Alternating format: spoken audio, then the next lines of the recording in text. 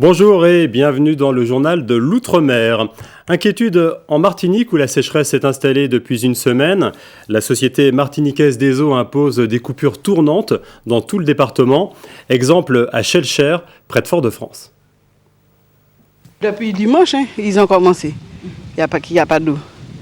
Alors on attend que ça arrive. Alors on est obligé que ça arrive. On fait la lessive tout de suite le soir. On met la machine à laver la nuit. Et puis on laisse tourner. Le matin, on va sortir de neige. D'après cette dame que nous avons rencontrée dans les hauteurs de Terreville, ce carême est l'un des plus difficiles qu'elle ait connu. Depuis 4 heures du matin, elle n'a plus d'eau potable au robinet, comme 80% des habitants de la commune de Schellcher. Si dans certains foyers, l'eau revient aux alentours de 18 heures, dans les quartiers situés en hauteur, comme Terreville, La Colline ou La Démarche, c'est la pénurie totale. À tel point que la municipalité compte installer des citernes pour soulager rapidement les abonnés de ces secteurs. Ce matin, le maire de la commune a fait fermer la piscine municipale, histoire de donner l'exemple. Il faut savoir que la commune ne produit pas d'eau. Elle achète 98% de sa consommation à la SME, qui pompe l'eau de la rivière Blanche à Saint-Joseph, rivière considérablement asséchée en ce moment. Même aidés par Odyssey, autre opérateur, les réservoirs de la commune de Schellcher arrivent à peine à couvrir la moitié des besoins des abonnés de la SOR, responsable de la distribution sur la commune. Le port de Mayotte plongé dans le noir dans la nuit de mercredi à jeudi suite à un acte de malveillance. Des individus auraient volontairement coupé des arbres, provoquant un court-circuit avec des câbles à haute tension. Hier, de nombreux villages de l'île ont été privés d'électricité. À La Réunion, les laves du Piton de la Fournaise menacent le village du Tremblay. Les coulées longent les remparts et provoquent des incendies. Depuis 3 semaines, une vingtaine de pompiers sont mobilisés jour et nuit. Depuis plusieurs semaines maintenant, le rempart du Tremblay est sous haute surveillance. De jour comme de nuit, des pompiers veillent au grain. Durant cette journée, les hommes du feu ont dû intervenir à plusieurs reprises pour éteindre des incendies dans le rempart, mais aussi aux abords du point de vue aménagé par l'ONF. On est tout le temps sur place et surtout pour la protection des habitants du secteur de Saint-Philippe et aussi de l'environnement. Mais on éteint aussi le feu, c'est notre rôle, quoi. Ici, la forêt de bois de couleur a disparu sous la lave, de la mer jusqu'à 600 mètres d'altitude, là où commence l'éruption. Autre victime, les habitants du Tremblay, notamment des agriculteurs qui n'ont plus de vanille ni de palmistes. Depuis le rempart jusqu'à l'intérieur du village du Tremblay a aussi été complètement ravagé, donc brûlé par les pluies acides, non pas par la chaleur mais par les pluies acides, le sable et le sel aussi. Vu la dangerosité du site, les autorités préfectorales ont préféré reporter une éventuelle ouverture au public. Et l'île connaît un début d'épidémie de Gale, 33 cas recensés à Saint-Paul et 40 à Saint-Denis dans des écoles. Le département est sur ses gardes après la crise du chikungunya. Un réseau de surveillance épidémiologique a été mis en place.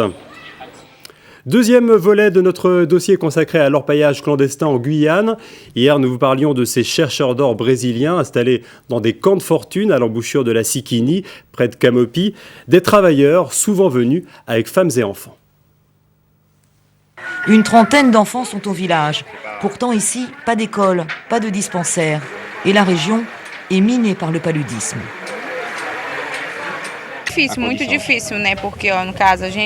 Cette femme nous explique que c'est très difficile ici, qu'elle voudrait avoir un poste de santé et de meilleurs rapports entre eux et les gens de Camopi pour être bien traités.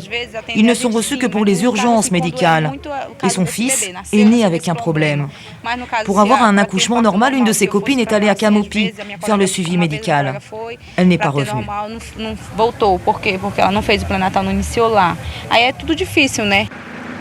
Avant de repartir, nous demandons à Laurent Yawalou, un habitant de Camopi, de nous donner son avis sur ces camps d'orpailleurs basés à quelques kilomètres de son village. Notre village subit beaucoup de vols de moteurs des pirogues, le pillage de notre environnement, c'est-à-dire notre endroit de pêche et des chasses sont pollués, sont saccagés par le chercheur d'or. Dernière image de Camopi. Image d'une rivière souillée, polluée par le mercure, les huiles de vidange, le gasoil et les boues dues à l'orpaillage. Camopi et ses 1500 habitants doivent vivre avec. La population clandestine de la Sikini a aujourd'hui dépassé largement la population de la commune. Fouilles archéologiques en Nouvelle-Calédonie. Des étudiants sont partis à la recherche de leurs ancêtres sur un chantier du nord de l'île à Tiwaka. Objectif, trouver des traces de la vie au XIIIe siècle. Dans la basse vallée de la Tiwaka, une série de billons et de tertres. Dans la plaine alluviale ici, se télescope 8 siècles d'occupation humaine. C'est l'un des 3 sites travaillés. On y recherche le charbon des foyers pour déterminer les plantes utilisées. Les espèces que les gens plantaient autour de leur site d'habitat, mais aussi les espèces d'arbres qui poussaient avant leur installation, pour essayer de comprendre l'adaptation qu'il y a eu de la végétation à l'installation de l'homme. 2 méthodes de fouilles sont utilisées, le forage par tarière et le sondage. On creuse à la truelle une surface d'1 mètre carré. Pour un archéologue, creuser, c'est se plonger dans une bibliothèque grandeur nature. Nous sommes en l'an 1200, date de cuisson de ce tesson de céramique. Depuis 15 ans, l'inventaire archéologique a mis à jour une extraordinaire série de vieux villages mélanésiens, comme à Pombey, où des tertres et des emplacements de cases ont été nettoyés. En plus de la céramique, les végétaux et coquillages marquent l'activité des hommes. En plein milieu de forêt, on a des coquillages. On a des les gastéropodes, bivalves et tout ça, tout ce qui est palourde ou troca, bigorneaux et tout ça. Donc si on se pose des questions, pourquoi les bigorneaux sont là avec les opercules? C'est parce que les mecs qui tremballaient ça pour conserver. Les carottages sont envoyés en laboratoire. Par une série d'examens, ces étudiants calédoniens qui se passionnent pour l'archéologie mènent une enquête qui s'étale sur 8 siècles. Bon week-end.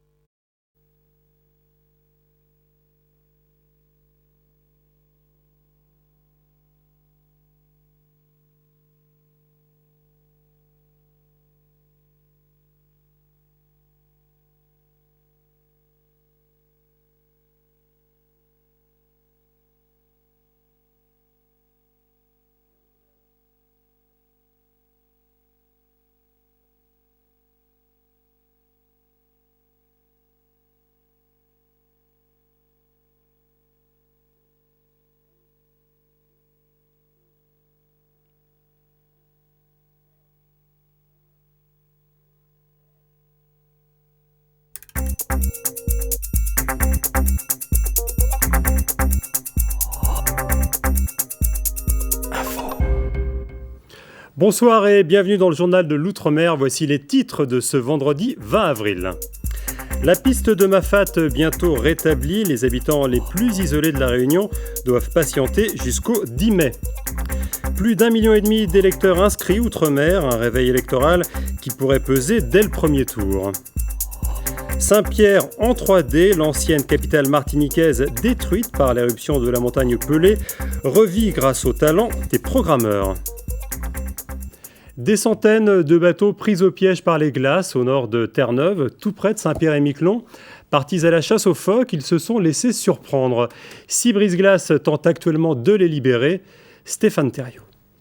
Les chasseurs de phoques ont l'habitude de côtoyer dangereusement les glaces pour atteindre leur proie. Mais les glaces sont tellement denses cette année qu'une centaine de bateaux sont restés coincés au large. Ils se trouvent éparpillés de la péninsule nord jusqu'à Bonavista.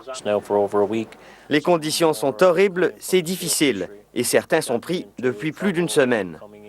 Dans la région de l'île Fogo, une concentration d'une quinzaine de bateaux ne peuvent plus bouger. Mardi soir, un hélicoptère a dû secourir l'équipage du Dodd & Sons, un chalutier gravement endommagé que la pression des glaces a presque fait renverser. Et voilà le problème. Les vents ont poussé et tassé les glaces contre l'île de Terre-Neuve, emprisonnant les bateaux. Chaque année, les chasseurs doivent prendre le risque de rester pris au large.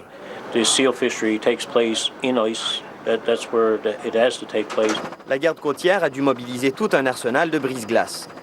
6 en tout pour dégager un passage et libérer les bateaux. Mais ils n'ont pas seulement été déployés pour les bateaux de pêche, puisqu'un brise-glace est lui-même resté pris et a besoin d'être dégagé. Les secouristes sont en état d'alerte, prêts à se rendre en hélicoptère à un bateau en détresse. Dans l'océan Indien, l'isolement des habitants du cirque de Mafat à La Réunion. En février dernier, le cyclone Gamet détruisait la piste qui les reliait au littoral. Un peu de patience, les bulldozers ont encore besoin de 2 semaines pour terminer leurs travaux. Jacques Payet. Derrière les montagnes, perchées sur les falaises, Mafat, la terre la plus reculée de la possession. La moitié du territoire de la ville, plus de 6000 hectares, bientôt désenclavés. Les machines avancent tout doucement vers le cirque.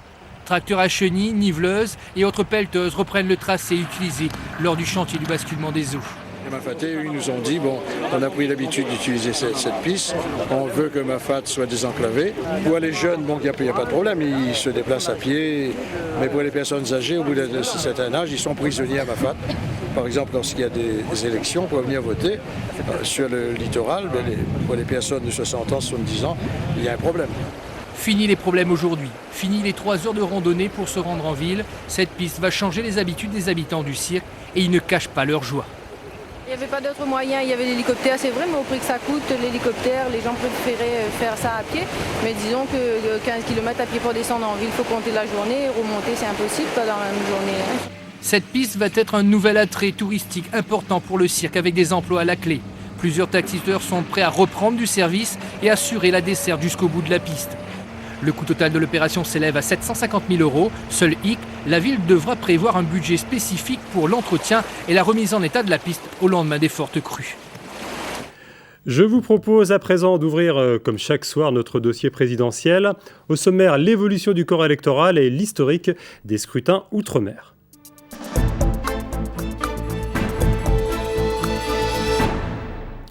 Le premier tour se joue dès ce samedi pour les électeurs de Saint-Pierre-et-Miquelon, des Antilles-Guyane et de la Polynésie française. L'outre-mer totalise cette année plus d'1,5 million d'électeurs, un chiffre en nette hausse comparativement à 2002.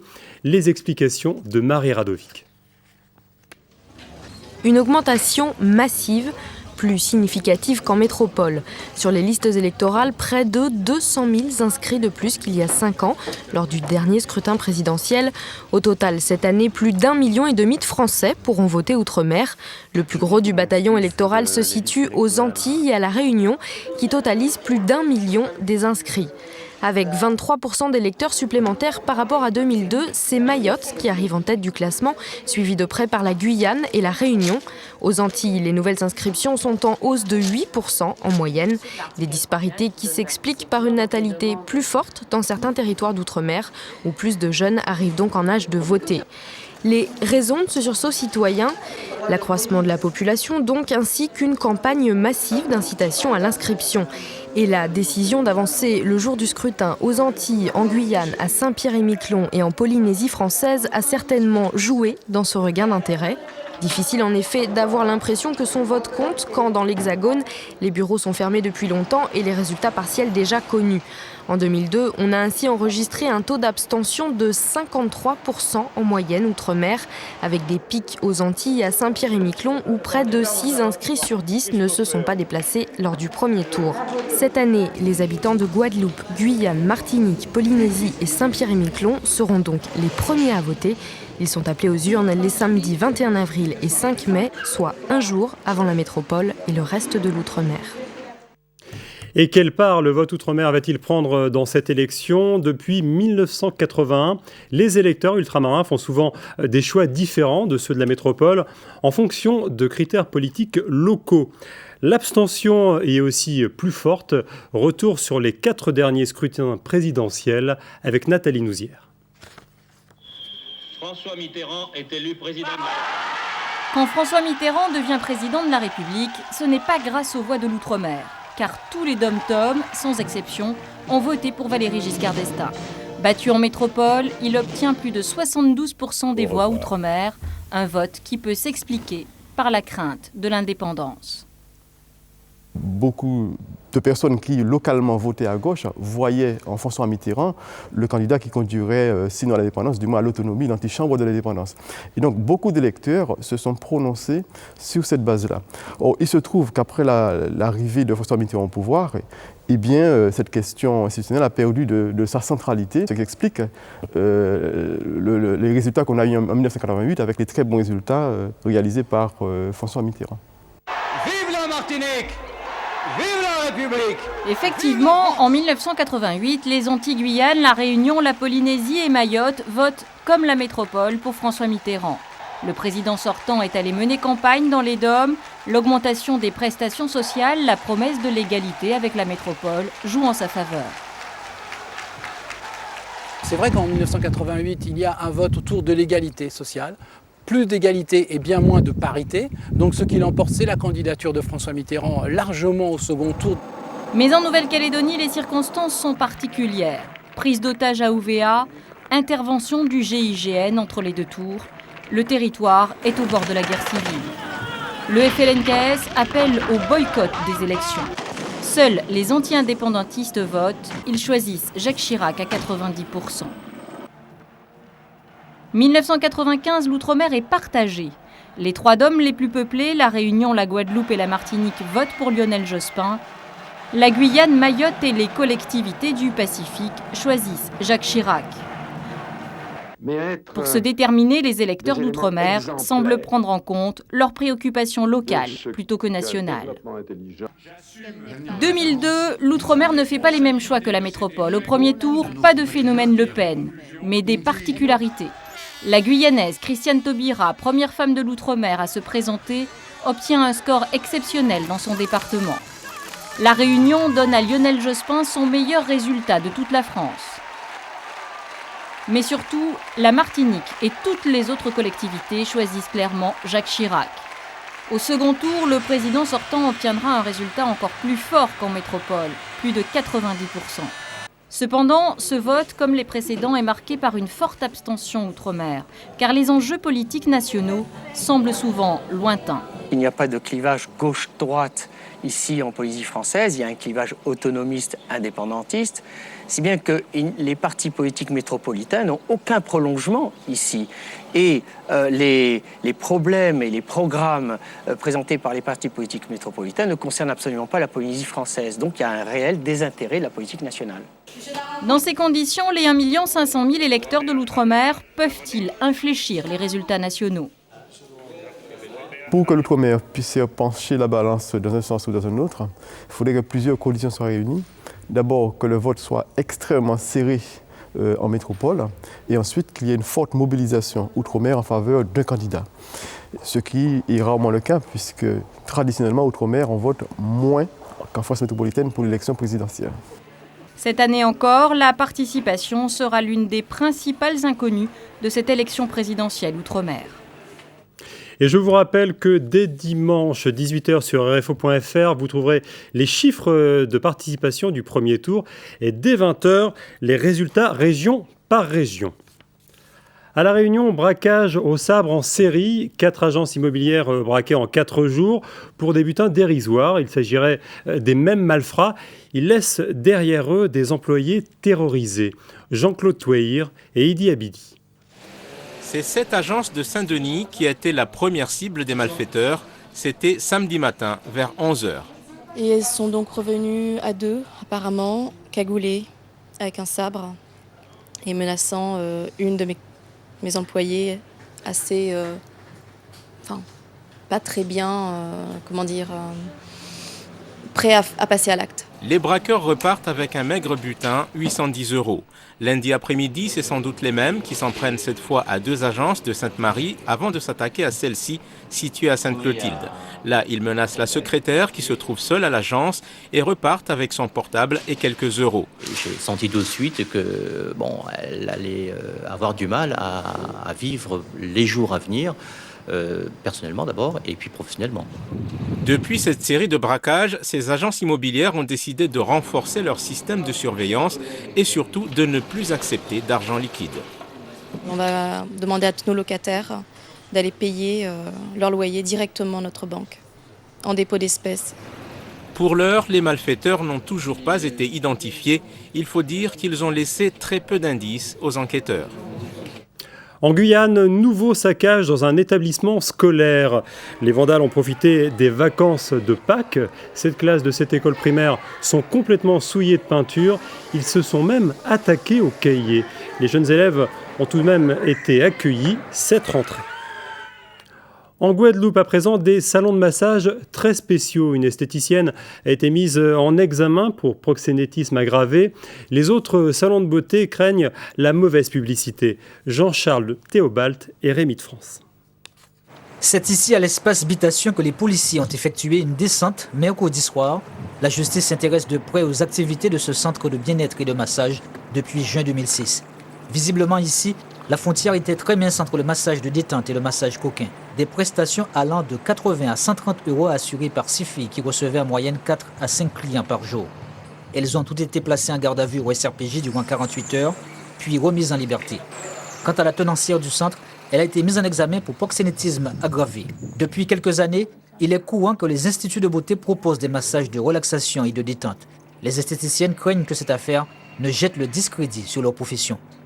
Nous sommes des professionnels passionnés. On a fait quand même des formations de plusieurs années pour se former en massage. Et ces gens-là, en fait, se servent du massage dans des domaines qui sont très mauvais pour la profession. Mais la profession est bien confrontée à cette réalité. De nombreux clients qui confondent massage et prestations sexuelles. Une fois, un monsieur s'est présenté, donc j'ai commencé à le masser. Et il m'a demandé de lui faire une finition. Donc je lui ai dit qu'on ne faisait pas ça ici. Donc il m'a dit qu'ailleurs, on ne lui refaisait pas. Donc je lui ai dit de retourner où ils ont l'habitude de le lui faire. Avec l'affaire de l'espace Habitation, la justice affiche en tout cas sa volonté de lutter contre cette forme de prostitution déguisée dans les salons de massage qui émerge autour des journaux gratuits et d'Internet. Bienvenue dans le monde de la 3D. Les 9e rencontres internationales de la réalité virtuelle se tiennent en ce moment à Laval, en Mayenne. L'occasion pour une société martiniquaise de présenter un projet original, une promenade dans le Saint-Pierre de 1902, avant l'éruption de la montagne Pelée. Laetitia Moraccioli, Fabienne Léance. Remonter le temps en un clic et se promener dans le Saint-Pierre du tout début du XXe siècle, c'est possible au salon Laval Virtual. Nous nous dirigeons vers le théâtre, qui est en fait une reconstitution totale du théâtre, puisque ce théâtre a été détruit suite à l'éruption de 1902. Reconstituer la ville de Saint-Pierre avant qu'elle ne disparaisse avec l'éruption de la montagne Pelée, un défi relevé par ce graphiste, notamment grâce au cadastre de la ville et des photos de l'époque. Pour sa première exposition au salon, la société martiniquaise espère ainsi convaincre la communauté scientifique. J'espère que cet outil permettra à la communauté scientifique tout entière, les historiens et les ethnologues, de faire un travail de reconstitution grâce à la réalité virtuelle et pouvoir retrouver la ville telle qu'elle était au début du XXe. L'entreprise s'est aussi intéressée à Fort-de-France. Il est possible de se promener dans la ville après le projet d'urbanisme actuellement en cours. La réalité virtuelle devient donc un outil pour connaître le passé et se projeter dans l'avenir. Et à La Réunion, le Python de la Fournaise est toujours actif depuis près de 3 semaines. Comme vous pouvez le constater sur ces images, le spectacle des coulées de lave de ces derniers jours reste toujours aussi fascinant. La calligraphie comorienne au cœur des cités. Des petits Marseillais issus de la communauté comorienne participent actuellement à des ateliers d'écriture autour de la parole, du silence et de l'exil. Un retour aux sources poétiques pour ces enfants auxquels nous convient Nassouf Jailani et Nordine Besmail. Fruit du métissage, je suis prédestiné à cette ubiquité. Le vent de l'Occident nourrit mon rêve caché d'insulaire. C'est avec ce texte très inspiré que ma balade vient de démarrer sa rencontre avec les enfants comoriens de la cité phocéenne, comme ici sur les hauteurs de la Savine. Une occasion pour le poète et calligraphe comorien d'évoquer le thème du silence, un silence assourdissant entretenu autour de l'exil des Comoriens vers Marseille. Tout cela grâce à la force de la poésie. J'ai essayé d'initier les enfants à l'amour de la poésie, dans le sens que ce sont des enfants très petits qui n'ont pas encore le sens de la poésie. C'est en commençant à cet âge-là qu'on peut donner l'envie aux enfants d'aimer, de lire beaucoup plus la poésie. On a appris que les poésies, ça rime. Des fois, c'est doux. Et quand on les écrit, ça nous donne un peu plus de mots à retenir. On a choisi le titre. et on essaie de faire des rimes. Ouais. Et ça te plaît? Oui. La parole est faite de sorte que certains disent si, bien sûr que oui. Mabelade travaille sur un texte dramatique tiré des ateliers d'écriture avec les jeunes Marseillais. Un texte qui va faire l'objet d'un spectacle prévu le 9 juin prochain. Un spectacle qui voyagera dans tout l'océan Indien, notamment à Mayotte. Du catch, pour terminer ce journal, un sport peu médiatisé et pourtant très populaire. Près de 200 réunions sont organisées chaque année en France. L'un des champions français est réunionnais, Nicolas Bouige et Denis Rousseau-Caplan. C'est comme ça tous les week-ends. White Storm arrive sur le ring sous les acclamations d'une foule en délire. White Storm, 26 ans, assiste ensuite à la venue de son ou de ses adversaires du jour. L'instant est alors grave pour l'unique catcheur de l'Outre-mer. Il a eu un ancêtre qui s'appelait Walter Bord il y a une trentaine d'années, qui était aussi réunionnais. Et puis maintenant, White est le seul catcheur professionnel d'Outre-mer, hein, je dis bien pas uniquement de la Réunion, mais d'Outre-mer. Face aux terribles Cybernic Machines, White Storm va souffrir, mais sans démériter. Précision, au catch, il y a les bons et les méchants. Le Réunionnais se trouve dans le camp des gentils. Dans le monde, vous avez des gens gentils, des gens méchants. Bon ben voilà, White Storm fait partie des gens gentils. La Réunion est une île merveilleuse, une île où il y a bien sûr des gentils et White Storm en fait partie. De nouveau la Réunion sur le ring. Un gentil qui s'entraîne physiquement tous les jours de la semaine avant de sillonner les routes de France le samedi et le dimanche. Un gentil qui doit aussi savoir faire l'acteur. Ça vient avec l'expérience. Je pense que ça vient à force de faire des combats, on se dit ah là les gens ils attendent quelque chose. On leur donne, ils sont heureux, nous ça nous booste et c'est parti. On est à fond dans les combats après. Alors sport ou pur spectacle, certains doutent devant ces images choc. White Storm leur répond. Qui montent sur le ring ou qui viennent à l'entraînement déjà. Allez, on commence par l'entraînement et après peut-être sur le ring s'ils peuvent. Ah mais ceux qui disent c'est écrit à l'avance, tout est écrit à l'avance. Ouh là là, je leur dis qu'ils viennent à l'entraînement. On va voir si c'est écrit à l'avance. Quoi. Il est vrai que ce soir-là, la tornade a fini secouée suite à une chute sur la tête. Les méchants ont donc gagné. Victoire de l'équipe composée de Cybernic Machine et de Blade Destroy. Fin de ce journal, merci à vous de l'avoir suivi. Très bon week-end à tous.